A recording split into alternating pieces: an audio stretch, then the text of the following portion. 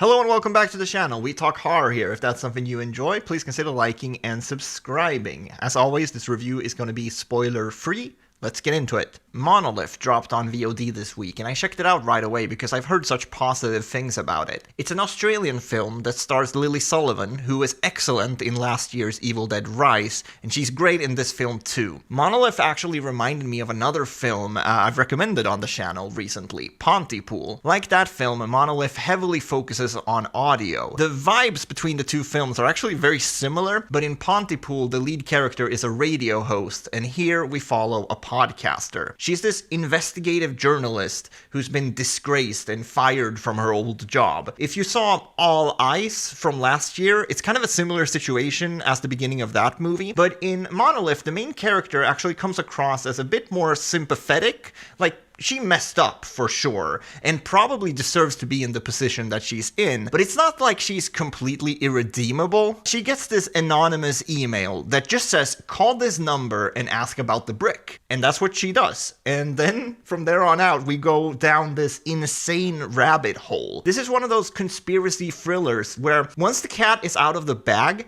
there's no way of really getting it back in there. One small phone call leads to this giant investigation regarding people receiving mysterious black bricks and an art collector in Germany. I am a huge sucker for a good mystery like this, and it's all done on a very small scale here. It's super impressive. Most of the movie is the lead character sitting in front of a microphone in this gorgeous house with these gigantic windows, but it's all really engaging and quite scary at times, actually. The interviews that she conducts with these people who have had interactions with these bricks consistently get more eerie and frantic as the movie progresses. During these calls, the perspective changes and we see abstract images that correlate to what the interviewees are saying. These segments are all super intense and showcase how you can do a lot with very little when it comes to horror. It's essentially just narration over slow-moving camera shots with very unsettling music slowly building and raising in volume.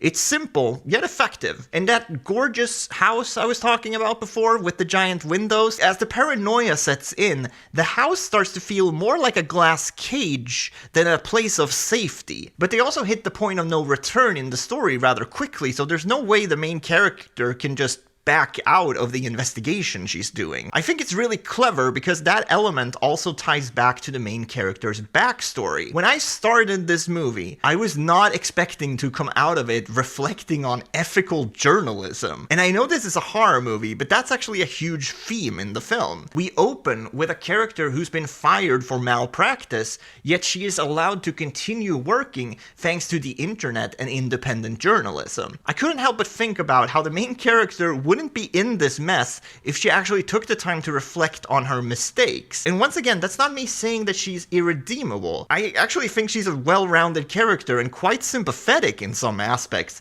You can't blame her for wanting to continue her work. It's more of a question whether she should be allowed to do so. And I guess this is yet again where I have to praise Lily Sullivan's performance, as she has to carry this film. This is quite a complex character, and I think a lot of other movies like this make their character a little too unlikable. This has been my main problem with movies that feature podcast hosts as their main characters, like Tusk and All Ice. I'm obviously not going to tell you what happens at the end of this movie, but I enjoyed the conclusion, and Lily Sullivan's performance is really inspired. She has to convey a lot of different emotions in this role, especially towards the film's conclusion, and she does it all really well. I was really impressed by this film, and it would not shock me if the future holds more great films from director Matt Wesley and writer Lucy Campbell. I think the writing in particular is incredibly strong.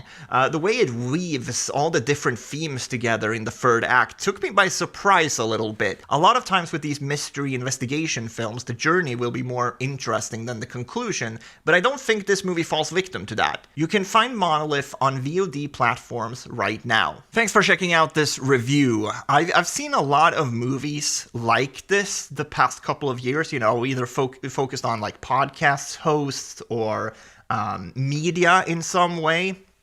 I actually just watched Broadcast Signal Intrusion, and it was okay. I didn't love it, and that's been my experience with a lot of these films. So it's cool to find one of these that I really, really love. I think movies about podcast hosts, especially horror movies, are getting maybe that concept is getting a little bit played out, maybe. So it was really cool to find a really good one. I know it's early in the year, but I would not be surprised if this ends up being one of my favorite horror films of the year. I really enjoyed this film. Thanks for watching. I'll see you guys next time. Bye.